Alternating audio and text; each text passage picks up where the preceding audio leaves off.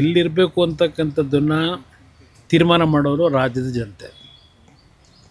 ಇವತ್ತು ಮೈತ್ರಿಯ ಒಂದು ಒಪ್ಪಂದ ನಾವೇನು ಮಾಡ್ಕೊಂಡಿದ್ದೇವೆ, ಮೈತ್ರಿಯ ಒಪ್ಪಂದದಲ್ಲಿ ಒಂದು ಯಾವುದೇ ರೀತಿಯ ಗೊಂದಲಕ್ಕೆ ಅವಕಾಶ ಕೊಡದೆ ನಮ್ಮ ಉದ್ದೇಶ ಇರ್ತಕ್ಕಂಥದ್ದು ರಾಜ್ಯದಲ್ಲಿ ಒಂದು ಒಳ್ಳೆಯ ಸರ್ಕಾರ ತರಬೇಕು ಅನ್ನೋದು ವೈಯಕ್ತಿಕವಾಗಿ ನನ್ನ ಉದ್ದೇಶ ಇದೆ. ನನ್ನ ವೈಯಕ್ತಿಕವಾದ ಉದ್ದೇಶ ಇವತ್ತು ರಾಜ್ಯದ ಆಡಳಿತ ಯಾವ ರೀತಿ ನಡೀತಾ ಇದೆ ಹಲವಾರು ವರ್ಷಗಳಿಂದ ನಾನು ಗಮನಿಸ್ತಾ ಇದ್ದೇನೆ. ಒಂದು ಒಳ್ಳೆಯ ಸರ್ಕಾರ ತಂದು ಜನತೆ ನೆಮ್ಮದಿಯಿಂದ ಇರಬೇಕು. ಆ ನಿಟ್ಟಿನಲ್ಲಿ ನಾಡಿನ ಜನತೆ ನಾನು ಯಾವ ಸ್ಥಾನದಲ್ಲಿ ಇರಬೇಕು ಅನ್ನೋದು ತೀರ್ಮಾನ ಮಾಡೋದು ಅವರು, ನನ್ನ ಕೈಲಿಲ್ಲ. ಆದರೆ ರಾಜ್ಯದ ರಾಜಕಾರಣದಿಂದ ನಾನು ದೂರ ಸರಿತೀನಿ ಅಂತಕ್ಕಂಥದ್ದು ಯಾರಾದರೂ ತಿಳ್ಕೊಂಡಿದ್ರೆ ದೂರ ಸರಿಯತಕ್ಕಂಥ ಪ್ರಶ್ನೆ ಇಲ್ಲ. ರಾಜ್ಯದ ರಾಜಕಾರಣದಲ್ಲೂ ಇರ್ತೀನಿ.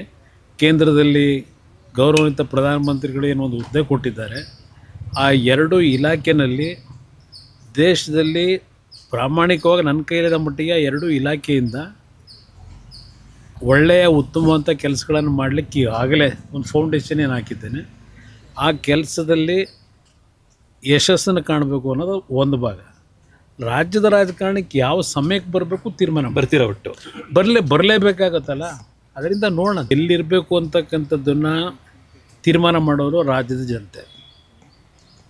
ಇವತ್ತು ಮೈತ್ರಿಯ ಒಂದು ಒಪ್ಪಂದ ನಾವೇನು ಮಾಡ್ಕೊಂಡಿದ್ದೇವೆ, ಮೈತ್ರಿಯ ಒಪ್ಪಂದದಲ್ಲಿ ಒಂದು ಯಾವುದೇ ರೀತಿಯ ಗೊಂದಲಕ್ಕೆ ಅವಕಾಶ ಕೊಡದೆ ನಮ್ಮ ಉದ್ದೇಶ ಇರ್ತಕ್ಕಂಥದ್ದು ರಾಜ್ಯದಲ್ಲಿ ಒಂದು ಒಳ್ಳೆಯ ಸರ್ಕಾರ ತರಬೇಕು ಅನ್ನೋದು ವೈಯಕ್ತಿಕವಾಗಿ ನನ್ನ ಉದ್ದೇಶ ಇದೆ. ನನ್ನ ವೈಯಕ್ತಿಕವಾದ ಉದ್ದೇಶ ಇವತ್ತು ರಾಜ್ಯದ ಆಡಳಿತ ಯಾವ ರೀತಿ ನಡೀತಾ ಇದೆ ಹಲವಾರು ವರ್ಷಗಳಿಂದ ನಾನು ಗಮನಿಸ್ತಾ ಇದ್ದೇನೆ. ಒಂದು ಒಳ್ಳೆಯ ಸರ್ಕಾರ ತಂದು ಜನತೆ ನೆಮ್ಮದಿಯಿಂದ ಇರಬೇಕು. ಆ ನಿಟ್ಟಿನಲ್ಲಿ ನಾಡಿನ ಜನತೆ ನಾನು ಯಾವ ಸ್ಥಾನದಲ್ಲಿ ಇರಬೇಕು ಅನ್ನೋದು ತೀರ್ಮಾನ ಮಾಡೋದು ಅವರು, ನನ್ನ ಕೈಲಿಲ್ಲ. ಆದರೆ ರಾಜ್ಯದ ರಾಜಕಾರಣದಿಂದ ನಾನು ದೂರ ಸರಿತೀನಿ ಅಂತಕ್ಕಂಥದ್ದು ಯಾರಾದರೂ ತಿಳ್ಕೊಂಡಿದ್ರೆ ದೂರ ಸರಿಯತಕ್ಕಂಥ ಪ್ರಶ್ನೆ ಇಲ್ಲ. ರಾಜ್ಯದ ರಾಜಕಾರಣದಲ್ಲೂ ಇರ್ತೀನಿ.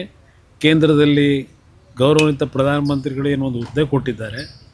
ಆ ಎರಡೂ ಇಲಾಖೆಯಲ್ಲಿ ದೇಶದಲ್ಲಿ ಪ್ರಾಮಾಣಿಕವಾಗಿ ನನ್ನ ಕೈಲಿದ ಮಟ್ಟಿಗೆ ಎರಡೂ ಇಲಾಖೆಯಿಂದ ಒಳ್ಳೆಯ ಉತ್ತಮವಂಥ ಕೆಲಸಗಳನ್ನು ಮಾಡಲಿಕ್ಕೆ ಈಗಾಗಲೇ ಒಂದು ಫೌಂಡೇಶನ್ ಏನು ಹಾಕಿದ್ದೇನೆ.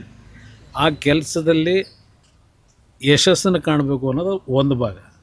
ರಾಜ್ಯದ ರಾಜಕಾರಣಕ್ಕೆ ಯಾವ ಸಮಯಕ್ಕೆ ಬರಬೇಕು ತೀರ್ಮಾನ ಬರ್ತಿರೋ ಒಟ್ಟು ಬರಲೇಬೇಕಾಗತ್ತಲ್ಲ. ಅದರಿಂದ ನೋಡೋಣ.